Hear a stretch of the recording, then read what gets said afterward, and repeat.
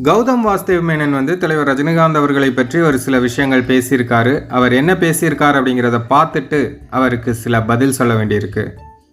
அதாவது அவர் என்ன சொல்கிறார் அப்படின்னா, துருவ நட்சத்திரம் படத்தின் கதையை முதலில் ரஜினி சாரிடம்தான் கூறினேன். அவரும் நடிக்க சம்மதித்தார். பிறகு வேண்டாம் என்று சொல்லிவிட்டார். காலை சம்மதித்த அவர் மாலையில் வேண்டாம் என்று கூறியதற்கு காரணம், என்னை பற்றி யாரோ அவரிடம் தவறான தகவலை சொல்லியிருக்கிறார்கள். கிளைமேக்ஸ் காட்சிகளை கௌதம் எழுத மாட்டார், சொல்வது எதுவும் கேட்க மாட்டார் என்று ஒருவர் கூறியுள்ளார். அந்த நபர் யார் என்று எனக்கு தெரியும். பொதுவெளியில் அவர் பெயரை சொல்ல விரும்பவில்லை அப்படின்னு கௌதம் வாசுதேவ் மேனன் வந்து சமீபத்திய இன்டர்வியூவில் பேசியிருக்காரு. முதல்ல கௌதம் வாசுதேவ் மேனன் புரிந்து கொள்ள வேண்டிய விஷயம் என்ன அப்படின்னா, தலைவர் ரஜினிகாந்த் அவர்கள் வந்து கருத்து கேட்குறது அப்படிங்கிறது எல்லாத்தையும் கேட்பாங்க. பட் ஃபைனல் டெசிஷன் எடுக்கிறது தலைவர் ரஜினிகாந்த் அவர்கள் தான். காலையில் ஓகே சொன்னாரா, மாலையில் நோ சொன்னாரா அப்படிங்கிற விஷயம்லாம் நமக்கு தெரியாது. சரி, இவர் சொல்கிறாரு, அப்படியே காலையில் ஓகே சொல்லியிருந்தாலும் அவர் வந்து யோசித்து பார்த்துருக்கலாம். இந்த கதை வந்து நமக்கு செட் ஆகுமா, செட் ஆகாதா, இல்லை இது நல்லா இருக்கா, நல்லா இல்லையான்னு அவர் முடிவு எடுத்திருப்பார்.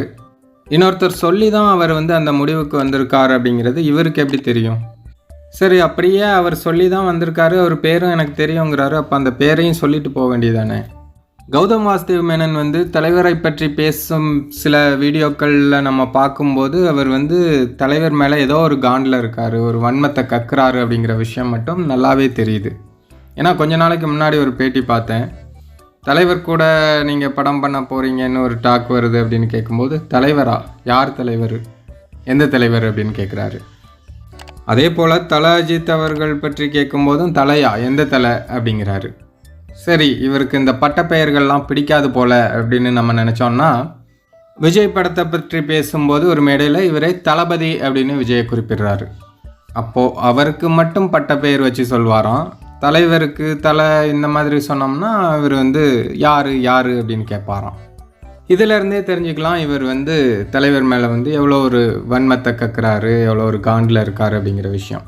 இது எதற்காக காண்டில் இருக்காருன்னு தெரில. ஒருவேளை இவர் படத்தில் நடிக்கலைன்னு காண்டில் இருக்காரா, அல்லது வேறு ஏதாவது பொறாமையா, அது வந்து அவர் தான் சொல்லணும். ஆனால் இந்த ஸ்டேட்மெண்ட் கொடுத்துருக்காருல, யாரோ சொல்லி தான் ரஜினி வந்து இப்படி பண்ணிட்டாரு அப்படின்னு, அது வந்து முற்றிலும் தவறானது தான். ஏன்னா தலைவர் வந்து யாருடைய பேச்சையும் கேட்டு அவர் முடிவெடுக்கக்கூடியவர் அல்ல. இத்தனை வருஷமாக அவரை வந்து பின்தொடர்றவங்களுக்கு அது நல்லாவே தெரியும். அதுக்காக யாருடைய பேச்சையும் கேட்க மாட்டார் அப்படின்னு இல்லை, எல்லாருடைய பேச்சையும் கேட்பாங்க. ஃபைனலாக அவருக்கு என்ன தோணுதோ, சரி இது சரின்னு பட்டால் சரி அப்படின்னு சொல்லுவார், நோன்னு பட்டால் நோன்னு சொல்கிறாரு. மொத்தத்தில் தலைவர் மேலே நிறைய பேர் வந்து பொறாமையில் இருக்காங்க அப்படிங்கிற விஷயம் மட்டும் நல்லா தெரியுது. ஏன்னா தலைவரை வச்சு ஒரு படம் பண்ணிட்டோம்னா நம்ம லைஃபே செட்டில்டு அப்படின்னு நினைக்கிற எத்தனையோ இயக்குனர்கள், எத்தனையோ தயாரிப்பாளர்கள் இருக்காங்க.